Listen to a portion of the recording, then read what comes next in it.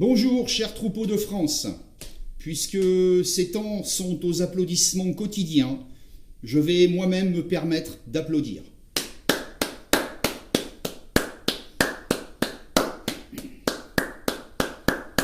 Alors applaudir pour dire bravo à Monsieur Macron, Monsieur Philippe, Monsieur le maire et tous les autres impliqués dans cette mascarade.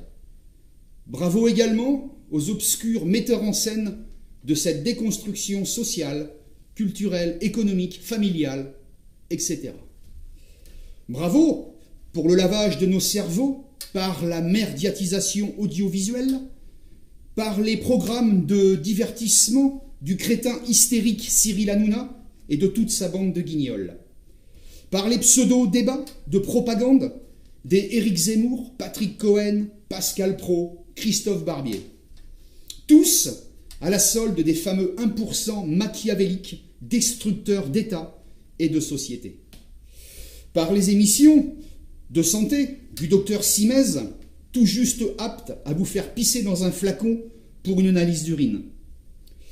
Bravo donc à tous ces acteurs et idiots utiles pour ce lavage de cerveau beaucoup plus efficace que le nouvel homo. Mais quelle efficacité pour toute cette confusion, cette peur créée et relayée au quotidien. Vous êtes les dignes représentants et constructeurs de la mondialisation. Bravo également aux troupeaux des ovins français pour les dons financiers en faveur des structures hospitalières et du système de santé. Cela doit faire rire aux larmes tous les acteurs cités en amont. Et sans le savoir, vous validez les principes du libéralisme. Notre système de santé est en phase terminale depuis de nombreuses années.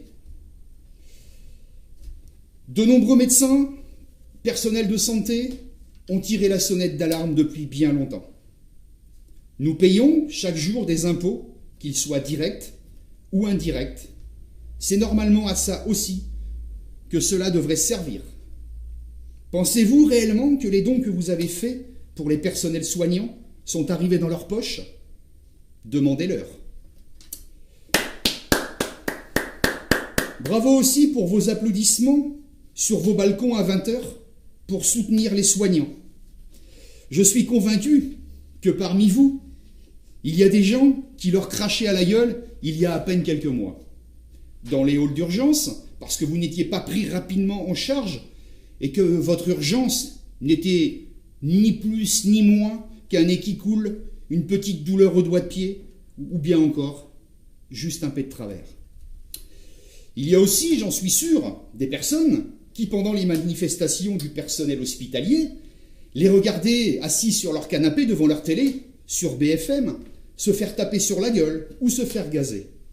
Et c'est sûrement les mêmes, d'ailleurs, qui se plaignent de payer trop d'impôts, trop de taxes, de subir trop d'inégalités, et qui en même temps méprisent les gens qui se battent dans leur structure professionnelle ou dans la rue pour faire changer ce système.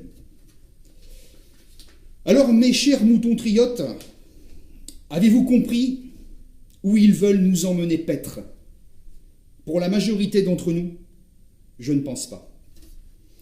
Allez-vous continuer à vous faire tondre et bêler en acceptant le foin que l'on nous donne à manger?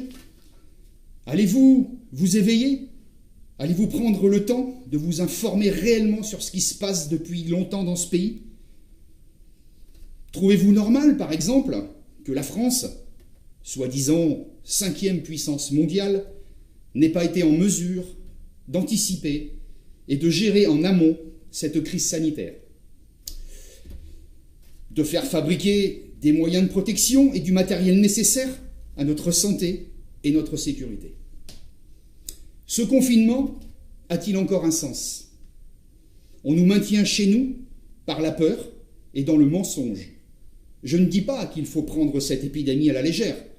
Je dénonce juste la manipulation qui y est liée. Et je vous laisse le soin d'en déchiffrer la preuve. Je suis convaincu que certains me qualifieront de complotiste ou autre qualificatif. Mais je m'en bats les pites. Aujourd'hui, Il suffit de ne pas penser comme la majorité pour devenir un illuminé, un abruti ou un complotiste. Eh bien, si tel est le cas, alors j'en suis un. Et toujours, je m'en bats les pites. Je n'ai pas la prétention de dire que je détiens la vérité, mais depuis maintenant plusieurs mois, ça devient flagrant. Il y a des choses qui sautent aux yeux. Plein de pièces du puzzle qui s'assemblent. Ils nous prennent tellement pour des abrutis qu'ils ne s'en cachent même plus. Ouvrez un peu les yeux. Même un seul, ça vous suffira à comprendre. Alors, mes chers moutons triotes, allez-vous continuer à suivre ces bergers mondialistes qui nous mènent à l'abattoir social? Ou allez-vous réveiller vos consciences, sortir de votre petit confort, pour ceux qui en ont encore, et combattre ce pouvoir maléfique en quête de destruction d'État au profit d'une seule caste endogame et héréditaire? Mais bien entendu, pour combattre son ennemi, il faut déjà bien l'identifier. Et je vous laisse le soin de le faire. Alors, puisque le jour d'après, selon notre gouvernement, ne sera plus comme avant, faisons en sorte, nous tous ensemble, de laisser un avenir meilleur pour nos enfants, afin qu'ils puissent nous dire un jour « Merci papa, merci maman, pour ce que vous avez fait pour nous. » Vive le peuple gaulois, vive la France.